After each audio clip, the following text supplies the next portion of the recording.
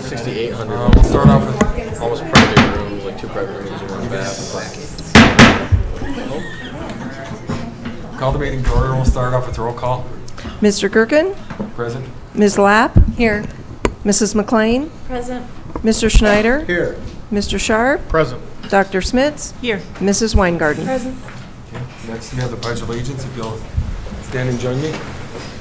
Pledge of Allegiance to the flag of the United States of America and to the republic for which it stands, one nation, under God, indivisible, with liberty and justice for all. The next item on the agenda is approval of previous minutes. What is the pleasure of the board? I'll move we approve. We have a motion. Do we have a second? Do you want to exclude the one meeting? You're good? Okay. Do we have a second? I'll second. Okay. Any discussion? Okay, roll call. Mr. Gerken, Aye. Ms. Lapp, Aye. Mrs. McLean, Aye. Mr. Schneider, Aye. Mr. Sharp, Aye. Dr. Smits, Aye. Mrs. Weingarten. Aye. Okay, motion passes. Next, we have approval of the agenda and changes. What is the pleasure of the board? Move to approve? Second. Okay. And is there any discussion? Okay. The table file changes are listed there on your Okay, agendas. and also included in the, should we have our motion restated to include those? It would probably be best, yes. Okay, I move to include the changes that are posted there. The table file. You can see them, right? I see recommended action. Oh. Okay, addition to the CFO report. Okay. Do I need to name them all? If you will. Do I? Okay. I guess Addition to the CFO report regarding school fiscal health analysis, removal from the HR director report, and a correction to the FBLA board action, item F. All right. Is there any discussion on that? Okay, seeing none, we'll proceed to vote. Mr. Gerken, Aye. Ms. Lapp, Aye. Mrs. McLean, Aye. Mr. Schneider, Aye. Mr. Sharp, Aye. Dr. Smits, Aye. Mrs. Weingarten. Aye. Okay, motion passes. At this time, I'd like to turn it over to Mr. Eccles for a special presentation. Okay, thank you. We are actually recognizing 2 employees of the month for April and May. And there's always a thing, if I went back and looked over the past 6 years, there's probably 80% of our employees of the month have been female. I don't know what that message is necessarily, but I'll have to look into that one. And these 2 ladies are certainly deserving as the others in the past. So we're going to start with the April Employee of the Month, and this is Maya Nagata. And what I'm going to do is read both of them and have both ladies come at the same time.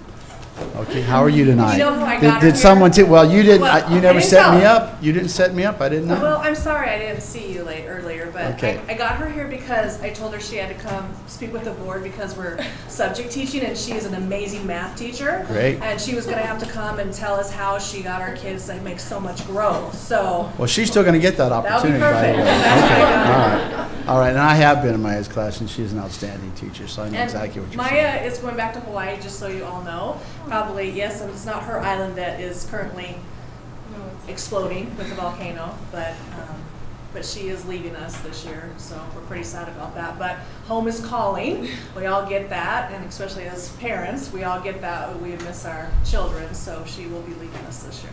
So we'll just take this over here and hide it. She won't get this then. All right, let me say some nice things about Maya. Okay, this is from her staff. Maya's a great teacher. She is one of those teachers who loves kids and her job, and it shows each day. Maya goes to the extra mile when working with all students. She finds different ways to help those students who are struggling to learn a new concept, and she puts in extra time after school to help students who want extra help. She's a great team player inside our school and volunteers to help out wherever she is needed. She is great in challenging kids, and they are never left feeling empty of knowledge when they leave her class. One would think that Maya is a seasoned teacher, when in fact, this is just her third year teaching. She is a natural teacher, and it shows with how well her students learn from her. She's a true asset to Green Acres and Morgan County School District, and you didn't add on this, and she will obviously be greatly missed. Yes. Okay, now, the May Employee of the Month, and is Jackie Bauman. Jackie, you're not going to Hawaii, are you? What? K-pop. You're not moving to Hawaii on us, are you? No. Not unless you get a better offer tonight? Okay. These are the nice things they've said about Jackie. Jackie, did you know why you were here tonight? I thought I was talking about FBLA. Oh, they didn't film you. Well, you're going to get that opportunity too. But you're also here recognizing the Student of the Month for the great things you do for our schools. Jackie has grown a tremendous amount in the few years as an instructor here. Jackie sets high expectations for her students, and they work hard for her. Jackie is early to school and late to leave every day. She is the first to offer to help and refuses to take credit for anything. Jackie is a true champion. She has offered to take the lead on the revising of the athletic activity handbook and the random drug testing, which has been an enormous task. Jackie is the CTA director, head tennis coach, FBLA advisor, and department chair, all the while teaching classes. Let's not forget the countless hours she spends at school making sure that all the games have concession stands and Mustang Avenue present. She at athletic events to sell Mustang apparel. Gyms like Jackie are truly a rarity and are very blessed to have her in our school and community. Thank you, Jackie Bauman, for everything you do for our students. So let's have both ladies come up.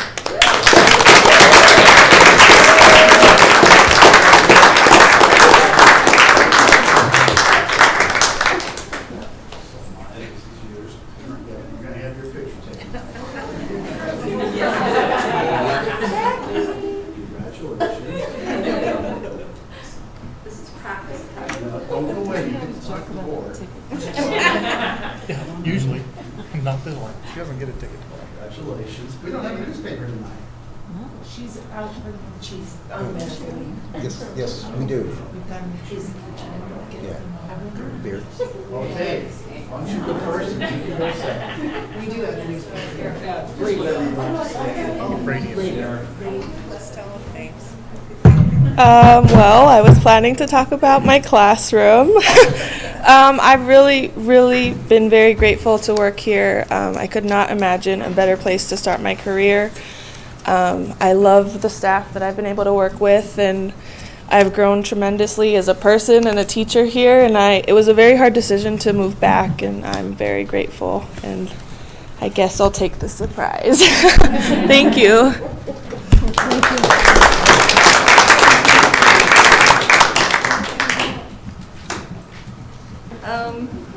Yeah, I do a lot at the high school, but I love every minute of it and definitely wouldn't change it. So, yeah, I don't know what else to say because you pretty much listed everything that I already do. So, How long have you been at the high school? this is my 13th year. So, yeah, still loving it and everything like that. So, cool. So good.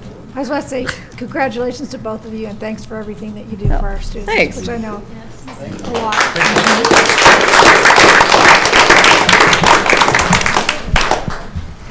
I do have one comment, Mr. President. Sign a petition on your way out. This is in regards to Jackie Bauman. Jackie, you better stay. Never mind. Now we're all curious.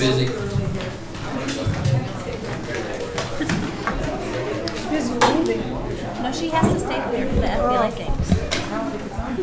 Yeah, it's at the end, isn't it? It's on there. It was earlier when I went. It was always.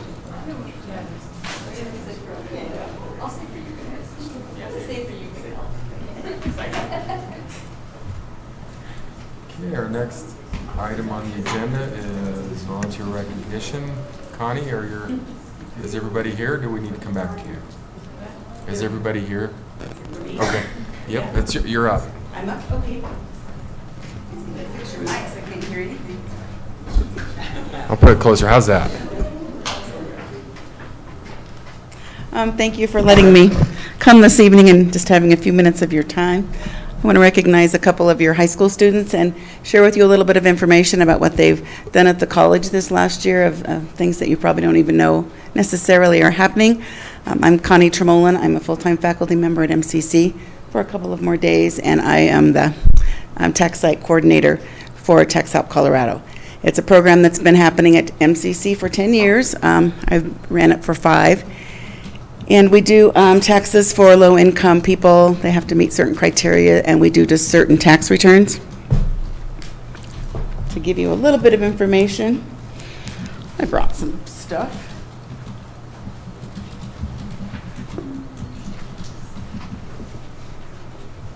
There's 2 stacks of things here.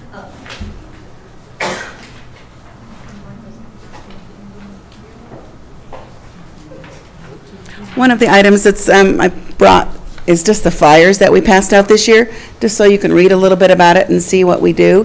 And then the other one is a list of the tax returns that we prepare and what we don't prepare. And I brought that so that you could actually focus on the ones that we do prepare, so you could understand how much these students had to learn, so that they'd be able to be competent in preparing taxes for those people who came to the tax site. This year we did 452 returns. All of the volunteers and students spent 793 hours doing tax returns, and we brought refunds back into the community of $927,354. So it's the amazing amount of money that we bring back into our community. For the past 10 years, I'm just going to share this because I think these are amazing numbers. The tax site has prepared 4,035 returns and brought $7,517,404 back into our community.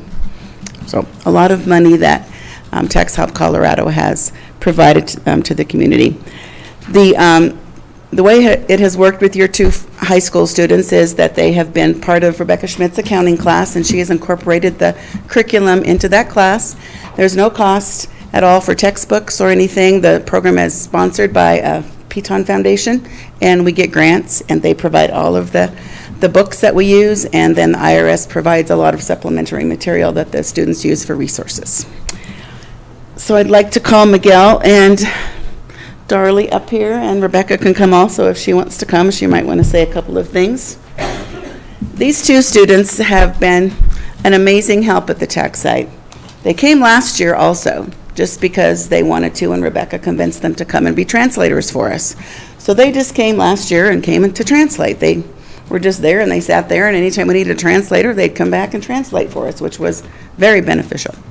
This year, I'm not sure why they came back exactly, except that they thought it was a good cause, and they thought it would be fun, I guess. So they took Rebecca's class at the high school, Mrs. Schmidt's, and learned what they needed to learn, took the IRS certification so that they could prepare tax returns, and worked at the site all year, preparing sites and preparing tax returns and translating at the same time. So they've been an invaluable resource for us, and we're going to miss them a lot because they're going away and they're not going to be back next year. But I just thought it was really important that you knew some of the amazing things that your students are doing that you may not otherwise know because it's not something that's publicized. These 2 students didn't get college credit. A lot of the other students that come from other high schools did get college credit, but because of the way things are set up, they didn't even get credit, and they still were willing to just come and participate and provide a great service. So thanks, Miguel and Darlie.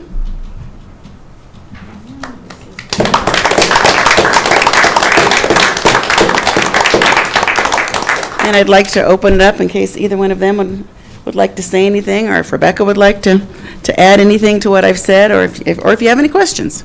So, you guys want to say anything? No? No? Rebecca? You know, unfortunately, I don't have any students signed up for the second year class next year, but hoping that maybe we can still present some kids that can translate, because that has been an invaluable help for us, because we have some people that, those of us preparing it would not be able to communicate and get our points across without that translation. Matter of fact, we had some that Darlie called during school day to try and help them out to get them to come back and answer questions because there were problems with the return. So, I mean, that's just, has been really great for them to volunteer their time. Of course, during this year, it wasn't so much volunteer, it was part of the class rate, but they still are, didn't get that college credit. And so that was really great that they still jumped in on the bandwagon to do it because they knew coming in that that would be the case. So. I am super impressed by both of you. Can you share with us what your plans are? Are you going into finance? Are you? So I guess the reason that I did this class was because I want to go into accounting, and I plan on studying at UNC in Greeley. So this is kind of like a taste to it, and so I guess I realized more that I really want to be an accountant, and so that's why I guess I took that class. Tax accountant or Just a general accountant, Okay. and I guess tax comes along with it, and it was something very valuable to me because I learned a lot, and I now know how to do my own taxes. So That's fantastic. yeah.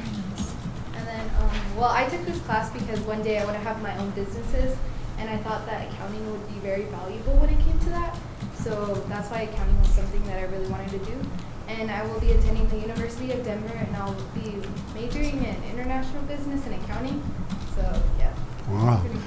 Get your resumes together and get them passed over to Mr. Lee over there. He's always looking for sharp young people. You guys should be Congratulations. very proud of yourselves. Yeah. That's going above and aboard and very impressive. Yeah. Very nice. Thank you. Great job. They were.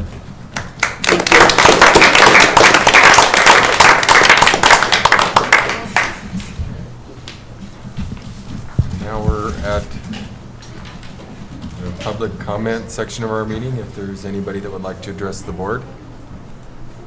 Okay, seeing nobody, we will move on to our report section, starting off with Mr. Gertner. Thank you. I have my regular report, and I guess I'll get right into it. Starting off with the clubs, Art Club continues to regularly meet on a weekly basis.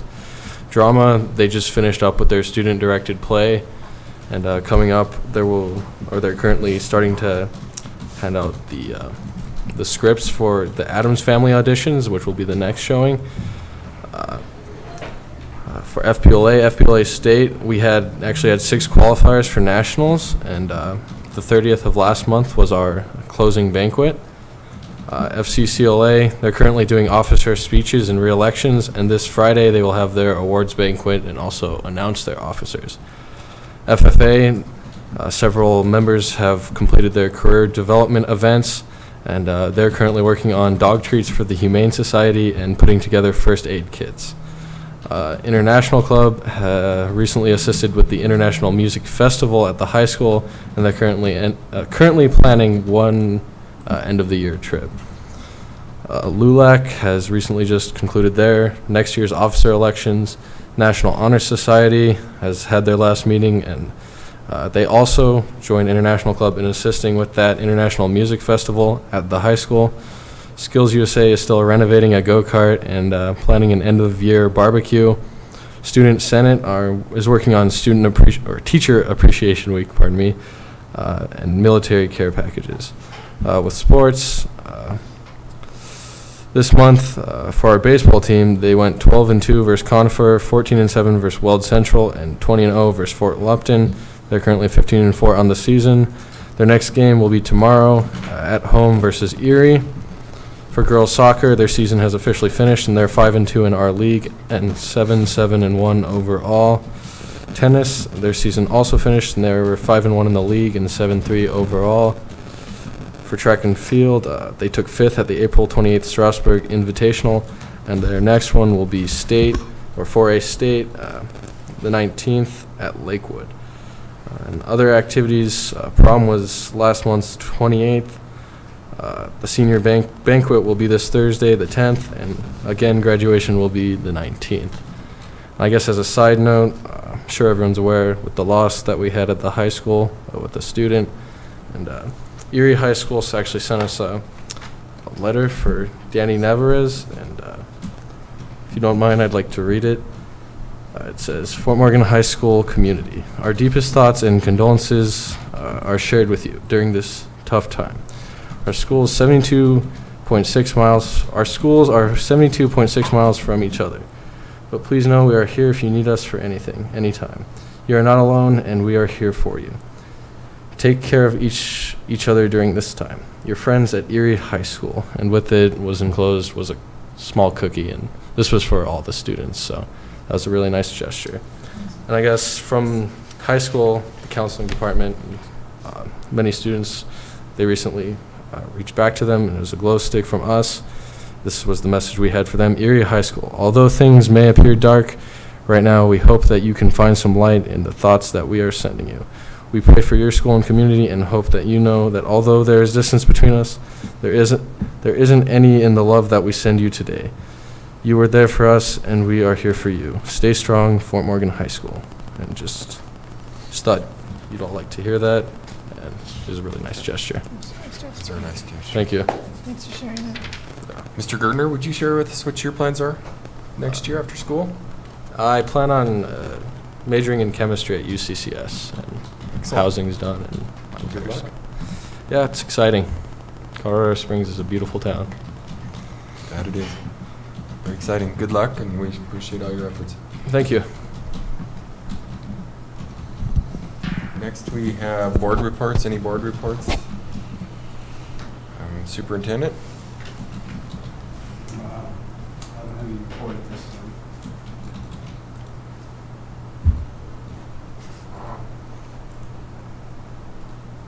Something there that I'm not aware of. What's that? I don't know. You were looking like there's something there that I'm not aware of. so- No. Okay. So, no report. Okay. Okay. Mr. Boyer? Yeah, in front of you, you have the vacancies and hires report. I'm sure you've looked over that. I just wanted to give you an update just on where we're at in our certified hiring. So far, we've hired 18 teachers and/or certified professionals. That includes some counselors. And we've got 22 current postings within our job postings of positions, and then 3 in the queue. So all told, we're looking for 43 folks. 18 have been found, 25 yet to go. So if anyone has good people they can send our way, we sure would appreciate it. We've been reaching as far as we know how to reach right now, but a lot of our applicants did come from the job fairs, so we did have some success with a few of the job fairs that we attended. And we're seeing people find us on Indeed and submitting applications that way. So at the end of the day, I think we're doing pretty good. Not quite halfway, but on our way. And just let me, I know people hear the number, about 40 teachers we look for generally each year, and I know that you feel that's a large number, and it is, and our principals and our HR department work extremely hard to fill those positions.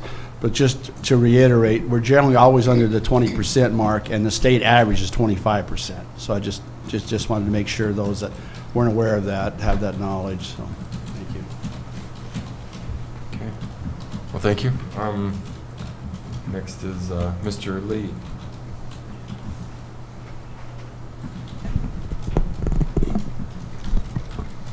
Can I get you some refreshments, popcorn? You're going to be here for a while, so. Yeah. We should go.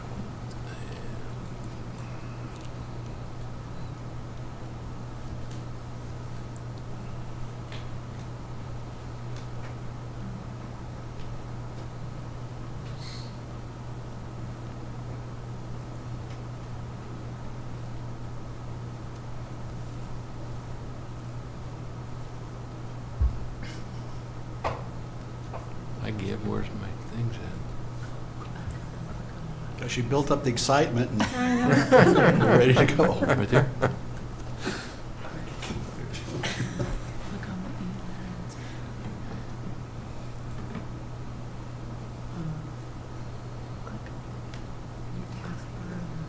It's got to be down on the bottom floor. When it connected to the screen, it was one of the things. Yeah, I don't think it should be over tested. Aren't you glad I'm not in charge of the IT department? Pretty much. John, we're gonna job. Oh, here we go, okay. That's why she's in charge, thank you. A couple mundane things first. This is an audit letter coming from CDE.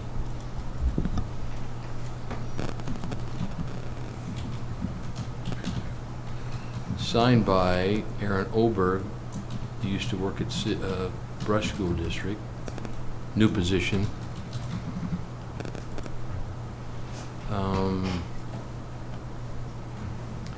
They had 3 comments on our data transmission process here. Notes to the schedule of federal awards, notes to the schedule of forwards regarding method evaluation for commodities, and summary of prior year audit findings.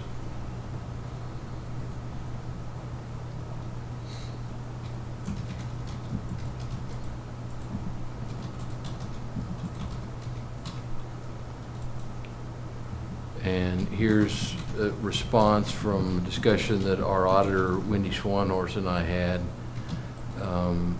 In my opinion, this is government overreach at its peak. That was a political statement, but we don't have any subrecipients, so why would we disclose something we don't have? Negative assurances, I think that's counterproductive. The commodities have been valued and reported in accordance with the uniform guidance. That's a federal requirement. So I'm going to tell you how to do it, that it's in compliance with the federal government. I think that's an overreach. And the last one is prior audit findings. They want us to put a schedule in that says that there were no prior audit findings, because there were no prior audit findings. I think that's just a redundancy comment. She concurs. Any further clarification you'd like from me on that? No. How do you really feel about that, Mike? We could spend some of that money to enhance our state equalization if we weren't spending it on this kind of stuff, but that was a political comment. Next item I'd like to share with the board is the February financial statements. And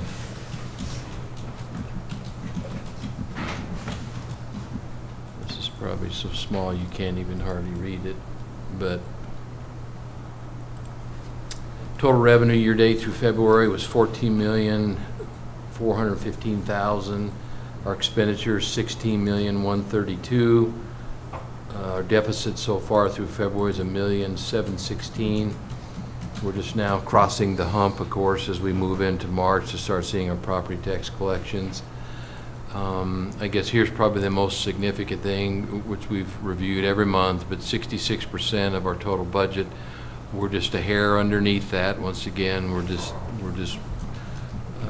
coming in under our total full employment, and that is going to be a cost savings to the district, and that's based on a projected final deficit of $893,000 for 17-18. So we're going to see a reduction in that just because we can't have full employment based on our current employee turnover that we do have, as low as it is, but some savings will be incurred. I jumped on out to April 30th, did some report review, and through April, we're going to be, total salaries, we're going to be down underneath the budget by about a little over 400,000, salaries and benefits, probably a hair over 500, so I could see this 800, almost 900,000 deficit, maybe being more in the 400,000 or 500,000 range, depending on how we come. So that is a positive news, and we're on track. We're just a little bit of percentage underneath our total budget salaries for the year. So, any questions about that or comments or?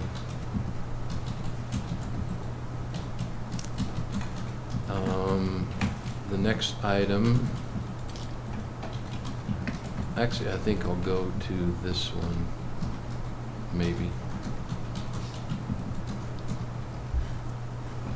I sent this email to the board last week, I think it was, Friday. Can I provide some further guidance about that before? Or do you have some questions, or do you just want me to dive in, kind of give you a quick recap? The process, I'll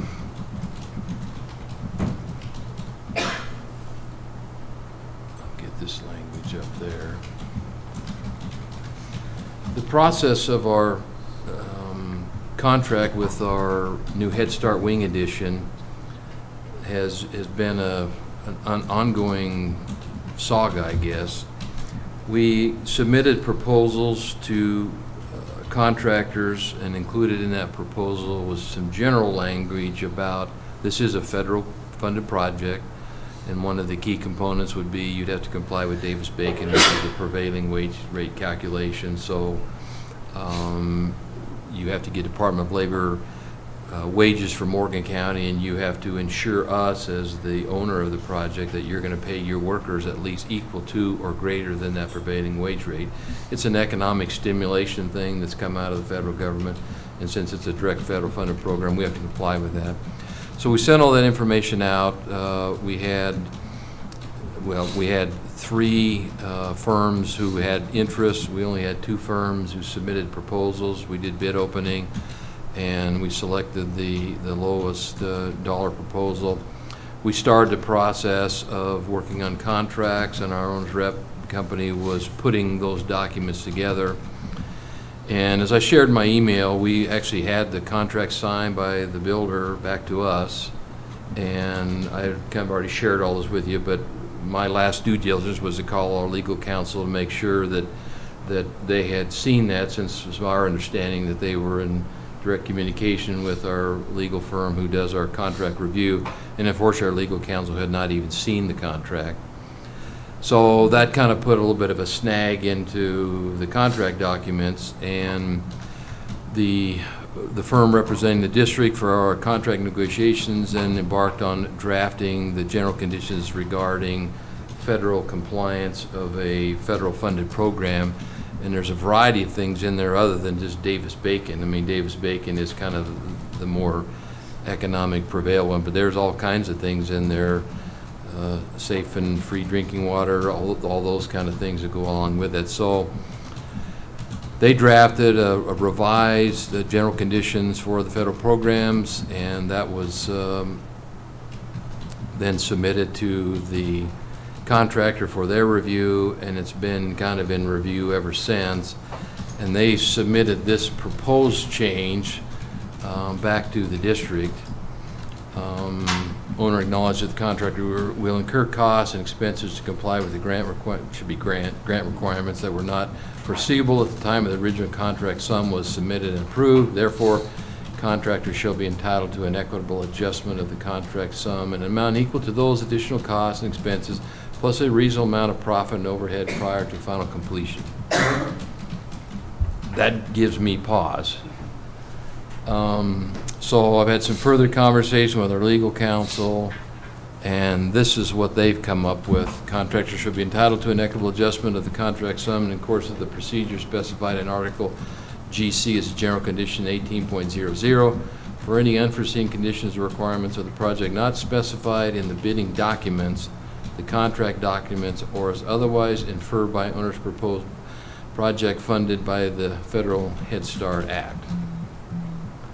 So the situation in front of us is the contractor, we had owners, OAC, owners, contractor, whatever that stands for, meeting today. We meet every Monday, and I was hoping that this contract would come back signed, but it did not come back signed today. So they're apparently still mulling this over. We heard some language today that hopefully maybe by tomorrow they would sign off on that. But you had given the superintendent permission to go ahead and sign this agreement because of this snag when we were first going to present that for your approval. So we're still asking for your continued patience and approval to do that. But I don't know what the response will be tomorrow. Hopefully it'll be this latter paragraph, which is still a crack in the opening of a sealed hard bid for our project. And we just don't want to have to be defining what unforeseeable, unknown costs are, because we're already over budget on the project, as we know. So we don't want to have another variable that would increase our overall construction costs for the project. So we'll see how this goes. We're hoping that they're proposing to do that. I guess my recommendations with viewing with legal counsel, I think this is probably as good as it's going to get, and we need to get a building constructed so we can house our Head Start and our CPP students coming by the fall. Time is already behind us. So my recommendation is that we would go ahead and sign this. Version 2 from legal counsel that narrows the scope of that unforeseen component. Questions or comments or thoughts or alternative strategies?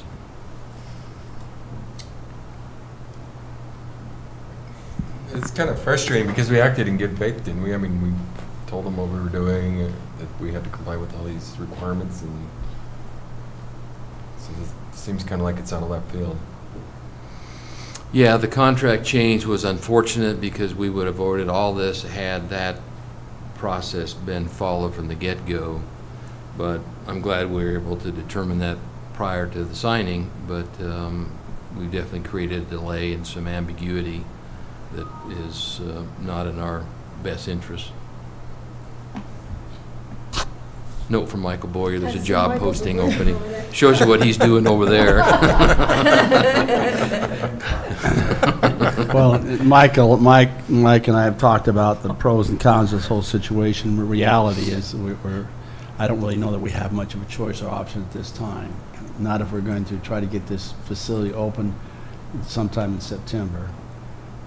They have equipment there, they're breaking ground, and they've shown some good faith on our part, and we're trying to show some good faith on their part, and we're trying to show some good faith on our part, but it is a little bit concerning. Luckily, Mike has learned we're getting a lot more money this year, so he's already earmarked some of that for the Head Start project. So they did actually start then? Oh yeah, they're full meal deal into the project. So yeah, they're having a show of good faith as we are having a show of good faith. Way good faith. We definitely have got to get this agreement signed. That's a critical juncture. So I'm hoping we see that tomorrow, and Ron will be able to go ahead and sign the documents and move forward. But this is the best remedy to fix that unfortunate dilemma. But you haven't had any feedback on this from them yet? No, they're still mulling it over.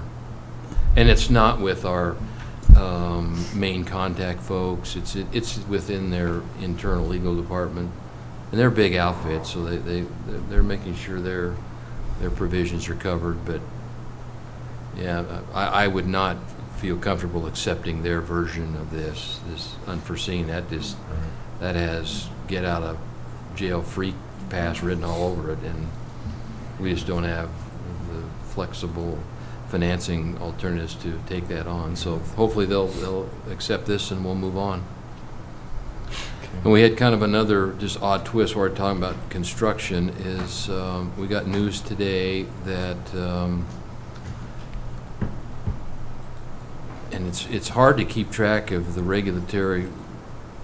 No, I already said that. It's hard to keep track of the regulatory oversight, I guess, but there's a new rule that's not being proposed. It's in existence, but we're going to have to ensure that all the doors and locks in RE3 are compliant with certain new safety and I don't even totally understand the global impact of this. It's has the potential to be huge. it's all of Colorado, the whole. Yes, all of and Colorado. the issue has come up that when our permit went to the state for review, they want to know, what are you doing to get the building compliant with the new secure locks, secure doors, integrated, all this kind of stuff, and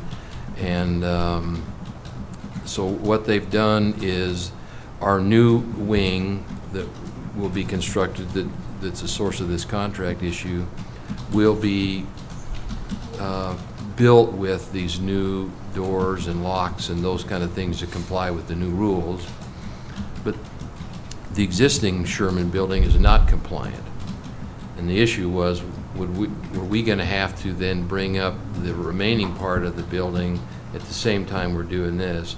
And they've given us, and we don't know whether this is just by good graces or this is the rule. We're still trying to digest that, but they're giving us 3 years to get the Sherman building up, the remaining Sherman building up to speed with all the new, these doors and locks requirements. And we don't entirely understand what that even means yet.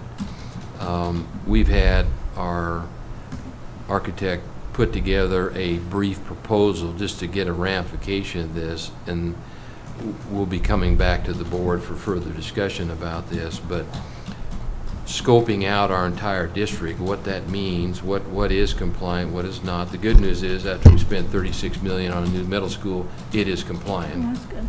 Yeah. So does that mean only buildings that are under construction right now? Or No, they're saying everything? it's everything has got to be current, but there's some delay timeframes, and Karen pulled up the statute today, and we were just kind of briefly going through it, but it's not real clear as to those timelines. So I think we're going to have some help to quantify what this exposure is, what the requirements are, what's the magnitude of that to get up to speed, what's the timeline, and most importantly is how much, because it's when a new compliant door can be like $1,800.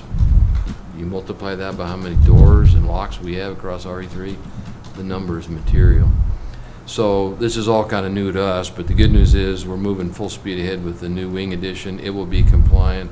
We won't be out of compliance with our existing building, and we'll have 3 years to address that compliance issue. And this may be part of, if it indeed ever gets passed, the new school allocation for school safety kinds of things. That may be a funding source to address an issue like this. But this is all prelim, but the good news is we're moving full speed ahead on the new building.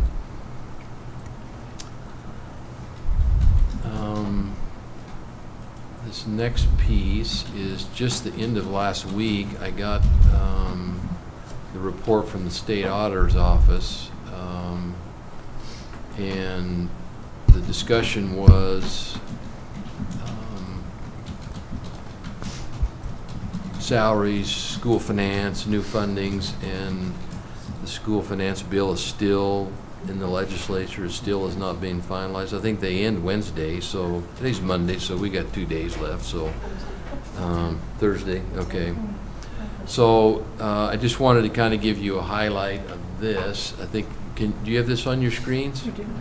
So this is not specifically related to that, but this is RE3's general fund, and I've just been adding this each year as we go, and this parallels the state auditor school fiscal health analysis. So the red line is our fund balance, the green line is our general fund expenditures, and the blue line is our general fund revenues. So you can see in these peak years when our revenue was increasing, and ironically, it wasn't by accident, but cost containment measures that the district did, and with federal stimulus money, we actually had a gap in here. You can see that little bit of space between the blue and the green, and what did that do? That added to our fund balance because we were generating more revenue than what we had in expenditures. We take a dip down here where expenditures actually start to increase our revenue. And as you can see what that does to our fund balance, I mean, you don't have to be a rocket scientist to figure that out. Fund balance took a dip. We've been kind of in a plus and minus process. In this last year, at the end of June of 17, we had a $400,000 loss in our general fund. So you can see the expenditure line of the green is ahead of the blue, and you can see this little drop down in our total general fund balance. But what I see out of this is a very solid level, well-stabilized fund balance, which provides stability for a lot of decisions of the district. So even though we see some peaks and valleys, we've still been able to maintain some good solid fund balance numbers for RE3 without some wild fluctuations. These next charts represent some recaps from the school fiscal health analysis. And these are the same districts that I originally picked a long time ago, and I've just been following those through. And this is the change in fund balance. It's a percentage ratio, and you see variations in fund balance. And of course, our fund balance, and there's two Fort Morgans. The red is our Fort Morgan general fund balance. And if you recall back to audit presentations, general fund to the state is different than general fund to us. General fund to the state is general fund, mill levy, daycare, cap reserve, insurance, and Colorado preschool. We have to combine all those into one common general fund. The top line here, this orangey line, that's general fund, our Fund 10, which is where you see, and that the financials we just looked at, that's just general fund by itself. And it mirrors, you can see it's not that much difference, but there are some distinguishing features. But in the stimulus cost containment measures, you can see that we've taken a tick up in our total fund balance ratio. We've seen some deterioration in that pretty much paralleled our general fund balance in the previous chart. We've seen a tick up, and then you can see this drop-off from 16 to 17. That's that $400,000 decrease we saw in overall fund balance. You can pick some of the other schools. You can see their ratios. I did a little research into Wiggins. I'd shared this with the board a year or so ago, but if you envision the Wiggins School District with the west side of their district butting up against the oil basin in the Greeley area, and their property taxes have zoomed up because of the total assessment they had in their taxing district. They actually went to a 0% state funded. It was all property tax driven. Now you start to see now a tick off of that, a little deterioration of that, so they've seen a pretty good reduction back in their overall total change in fund balance. In Brush, I did a quick peek at their financials, and what I'm getting out of this is maybe their mill levy override that they've passed that's in causing that. So they've taken a significant increase in their overall change in fund balance. And you can imagine an additional revenue stream on top of what you get out of the School Finance Act. What does that do for you? You're seeing it. That's the revenue increase that they've experienced. Some other peaks and valleys, but once again, we're pretty smooth, kind of running kind of along in the middle of the pack there. The next ratio is our assets efficiency ratio.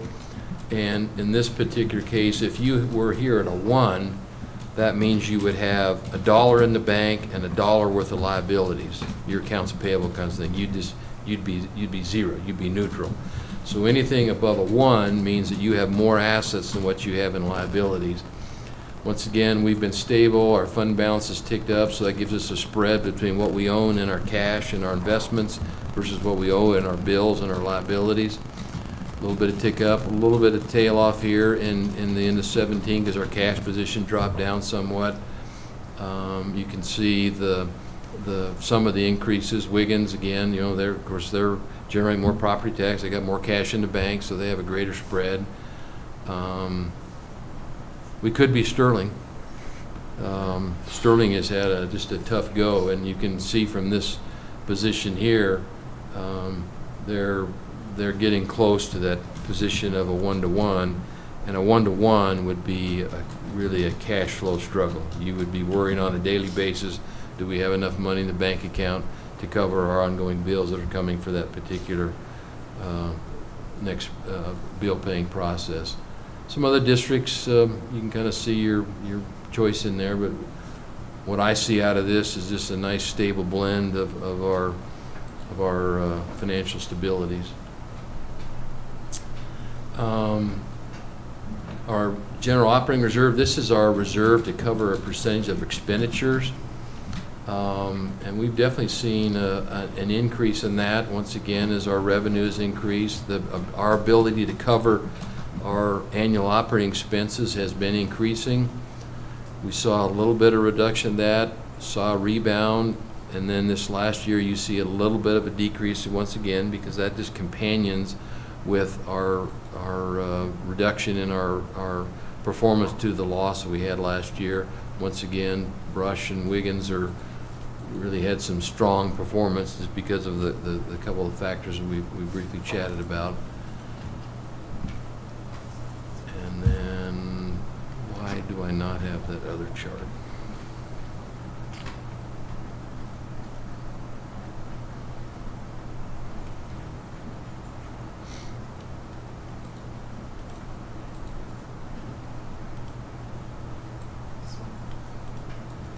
Yes. Is that in there?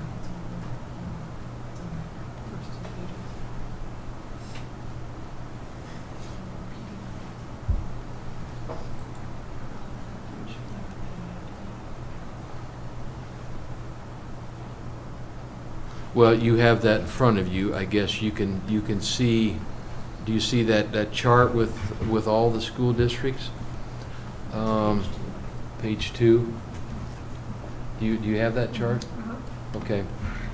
The very top line there is RE3 with the general fund balance, just Fund 10. The next one down is our combined general fund, and then you can see that 37% in the second column from the right. Hop down into the main graph of all the schools. There's Morgan at the top, 37. And these are the same ones I've been comparing all along, and they're in dollar descending order. There's the 2016 percentages in the right. If there's a red, that means the 17 percentage is lower than the 16. If it's a green, that means the percentages come up. And you can just kind of pick your comparison school district there to see that analysis. We're at 37, Wiggins at 61, Brush 60, Woodland, Kingsburg. You start going down the page, Gilchrist, Lewis Palmer, Montrose, Windsor 19, Elizabeth 15, Pueblo 14, Valley One Sterling 7, Canyon City 6. And that means that we've got just shy of about 4 months of operating reserve in our cash flows. And to some degree, that's kind of the benchmark number the board has set as our minimum fund balance threshold that we kind of hit bottom a few years ago. And that's kind of this process of where we look back down into here. That's where the board said that is as low as we want to go. So we're definitely above that. And you can see how we stack up comparatively. Now, this is their combined general fund as well. It's just not their main operation fund, but ours is a little bit different, 37 combined versus 32 general fund by itself. But you can see how RE3 stacks up compared to a variety of other districts. And you can see in that first column of numbers, general fund expenditures, you can see I just tried to pick some districts that were somewhat in our neighborhood as total expenditure wise, so you kind of have a benchmark of where we stack comparatively across the other districts across the state. Questions about that, or comments, or thoughts, or? That's good information. And I sent this to our new superintendent as well for his review, so he can kind of see kind of what things are going to be looking like as we go through the process. So I think that's all I have. All right. Thank you, Mike. Any more questions for Mr. Lee? Okay, moving on, we have our next report is Assistant Superintendent of Curriculum and Instruction, Dr. Brazko. No report? Okay, thank you. Next item on the agenda is our discussion items, policy reading. First reading, we have several policies there. DKC-R, expense authorization and reimbursement, JFABE, students in foster care, JFABE-R, students in foster care, JFBA, inter-district choice and open enrollment, JFBA-R, intra-district choice open enrollment, and JLCB, immunization of students, and JLCB-R, immunization of students. Any comments on any of those? I did have one comment on the expense authorization, the very first one on that list. In reviewing that, I didn't see the transportation director in there, and I think that should be somebody that's included in that list. Mike, am I seeing that right in that policy? The reason she wouldn't be on there is because she has a vehicle provided when she does travel. But what about on the cell phone? I'm talking on. Didn't see a cell phone reimbursement for her, and I know that position definitely does use a cell phone a lot. That I don't know, Derek. I'll have to look into that and see. I'm not sure why that. There are still a couple of people that have a district-provided cell phone, and she might be one of those. Yeah, I don't think she is. Okay. I asked her about that yesterday, and she said she uses it, and I don't know if she has one available. But anyway, that's one I think we should add to that list if possible.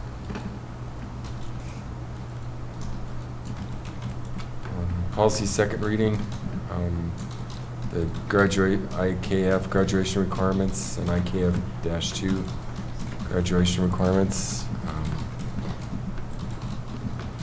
Where are we at with that, Mr. Eccles, with some of the discussions on those? I can two? answer you. At this point, we are wanting to table the discussion for furthering those pathways. I've spoken with Mr. Bulis, and he has already spoken with his staff. And we have had some informal conversations and meetings with some of his staff, and as well as Kyle has, so it's still being tabled. I really fully don't believe they will get some serious conversations until the start of next school year. Just Okay, too so much to do in May. Are we going to just pull these off then and? Well, revisit? it really depends on the format. If you're asking me, I would pull them off, but if it's a matter of multiple readings 10, 20 times, I don't really know what the format is with what the board would like to do or what the process is.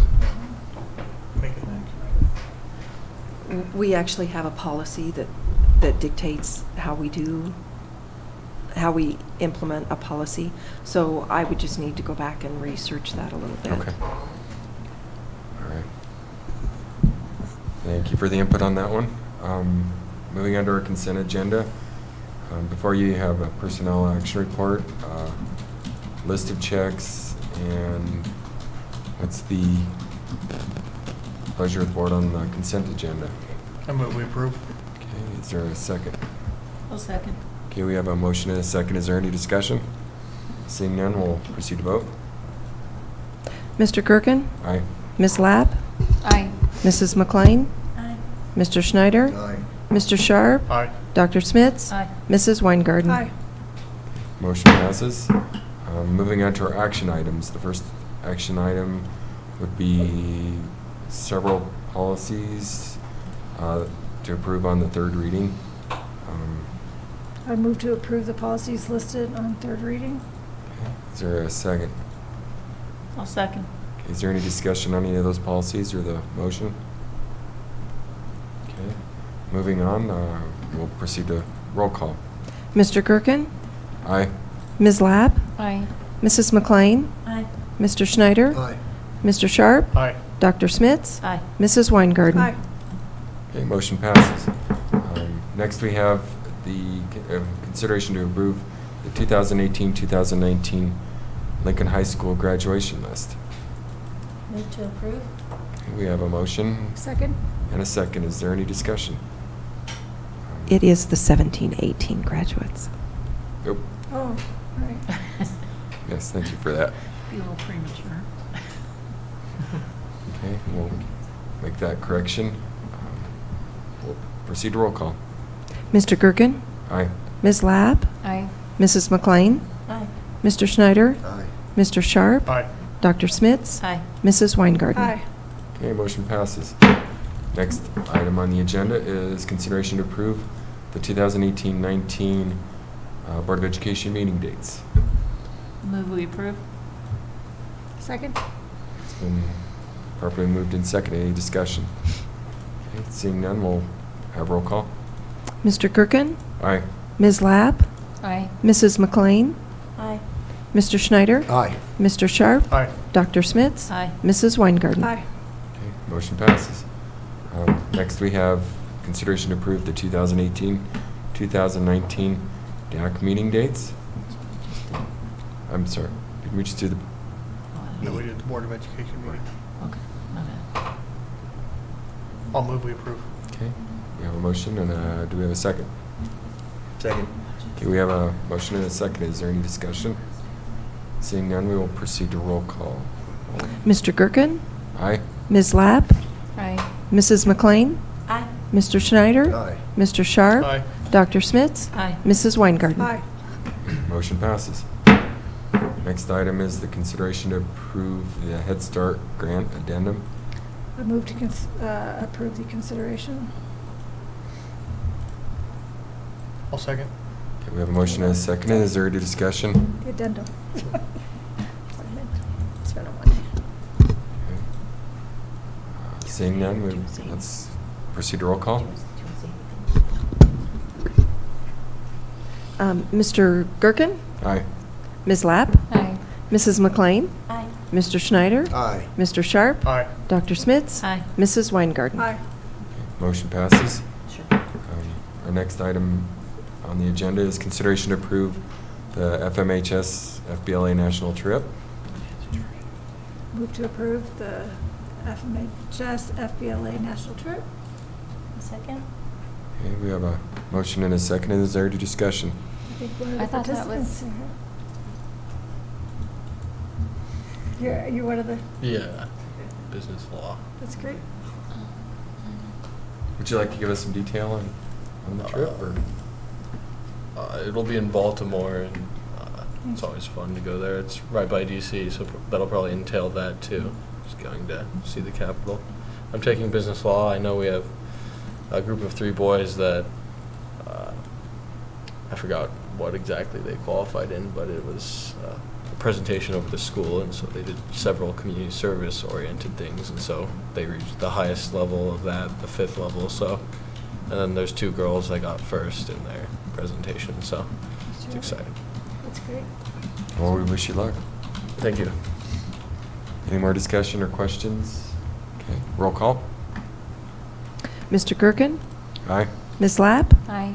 Mrs. McLean? Aye.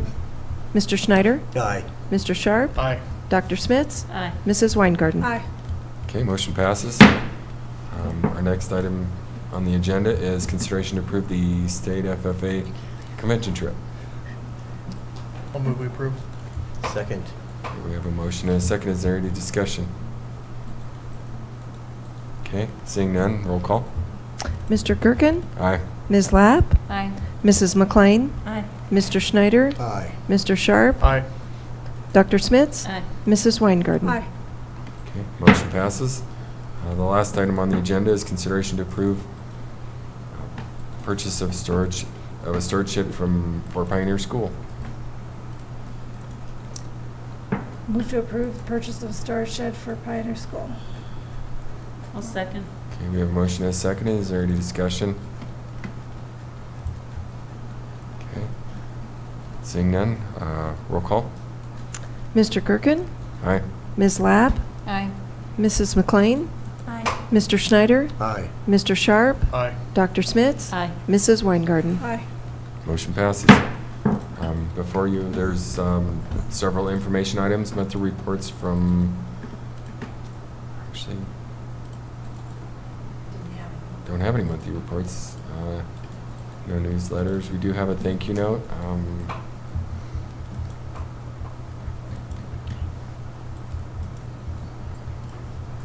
Included in there. And then we have our advanced planning. Our next regular meeting is, actually, our next event would be the Mighty Mustang Awards 2 nights from now. Then there's the DAC meeting on the 10th. Lincoln High School graduation on Friday at 7. Fort McMurray High School graduation on the 19th. And the year-end picnic May 24th. So if there's no more business to be conducted, the meeting's adjourned. When is the next regular meeting? 21st. Will this be my last meeting? Well, you turned more than one. I don't know how much I'll have to tell you. But then I have 3 days of school left. So maybe. Karen, did we? Yeah. When do we approve the